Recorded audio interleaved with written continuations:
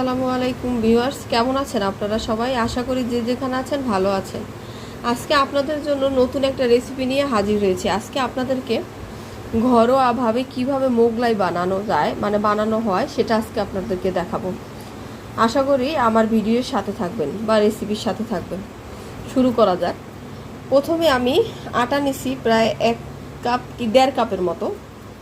আর এটার মধ্যে এখন একটু লবণ দিব। লবণটা আপনাদের পরিমাণ মতো দিবেন। আমি একটু লবণ দিলাম। আর এই যে আমি আগে থেকেই ডিম গুলে রাখছি। পেঁয়াজ, মরিচ, এই যে ডিমটা আগে থেকে গোলানো হয়েছে। এই যে আমি পেঁয়াজ, মরিচ আর একটু লবণ দিয়ে আগে থেকেই গোলায় রাখা হয়েছে। এটা থাকুক। এরপর এটাকে আমি ভালো করে একটু মাখলাম লবণটাকে ভালোভাবে মিশানোর পরে। এরপর যা করবেন, আমি তো লবণটা ভালোভাবে মিশিয়ে নিছি আটার সাথে। তারপর একটু সামান্য তেল দিবেন, প্রায় 1 চামচের মতো আমি তেল দিয়ে দিলাম আটার মধ্যে। এবার ভালোভাবে তেলটা মাখতে হবে আটার সাথে। এতে হয় কি যে মোগলাই বা পুরি খুব ভালোভাবে যদি একটু তেল দিয়ে মাখান আটাটা, তাহলে একটু অনেকটা ভালো হয় বানালে। পুরি মোগলাইগুলো ফুলেও ভালো। আমিও তাই করলাম। এবার যে কাজটা করবেন, এবার অল্প অল্প করে আমি পানি মিশাবো। ঘরে থাকা নর্মাল পানি দিলেই হবে এই ডো তৈরি করার জন্য। আপনারা একসাথে পানি দিয়ে দিবেন না। আমি অল্প অল্প করে পানি মিশাবো আর অল্প অল্প করে মাখবো।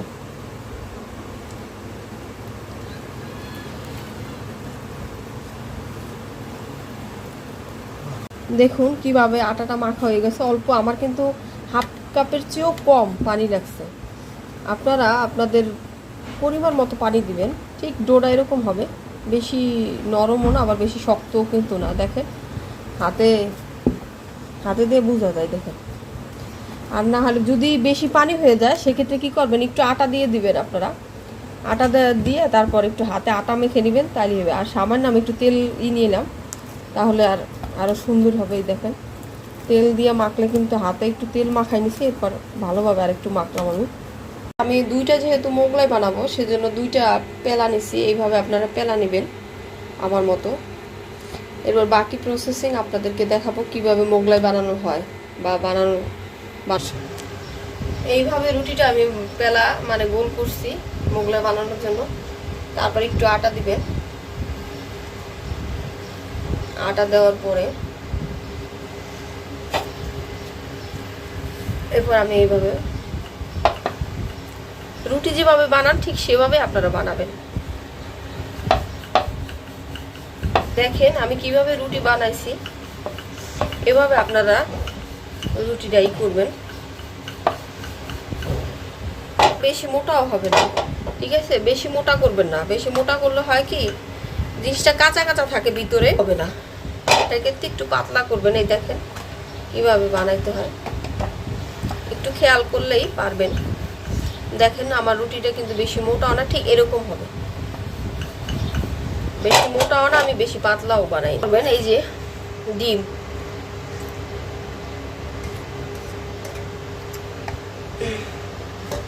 ডিম দিয়ে এইভাবে চারপাশ দিয়ে ডিম দিয়ে এইভাবে একটু করে দিবেন। দেখেন ফোল্ড করবেন এভাবে।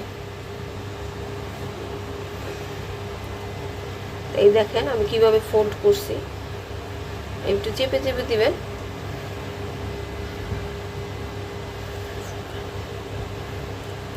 এইভাবে বানাবেন, ঠিক আছে? দেখেন আমি আগের থেকেই প্যানটায় গরম করে রাখছি।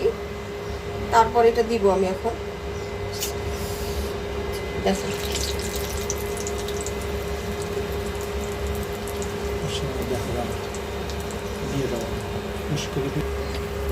এবার আস্তে আস্তে এটা ভাজা হবে।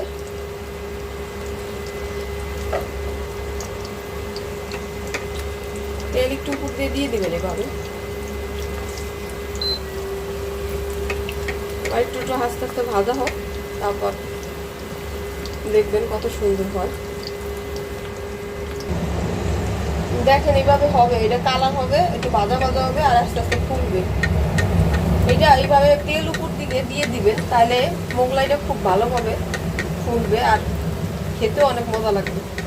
দেখেন ভিউয়ার্স, আমার মোগলাই ফুলে কেমন হয়েছে। এরকম যদি আপনারা বাড়িতে বানান তাহলে অনেক ভালো হবে, তাহলে আর বাইরে থেকে কিনে খেতে হবে না আপনাদের। বাড়িতে এইভাবে বানিয়ে সবাইকে খাওয়াইতে পারবেন। আমি এইভাবে একটু তেলটা উপর দিকে দিয়ে দিবেন, তাহলে আরও ফুলবে। এরকম সুন্দর সুন্দর রেসিপি যদি আপনারা পেতে চান তাহলে আমাদের পেজকে বেশি বেশি লাইক শেয়ার দিয়ে আমাদের পেজের পাশে থাকবেন। আপনারা সুস্থ থাকবেন, ভালো থাকবেন এই কামনা করে আজকের মতো আমার রেসিপি শেষ করছি। আসসালামু আলাইকুম।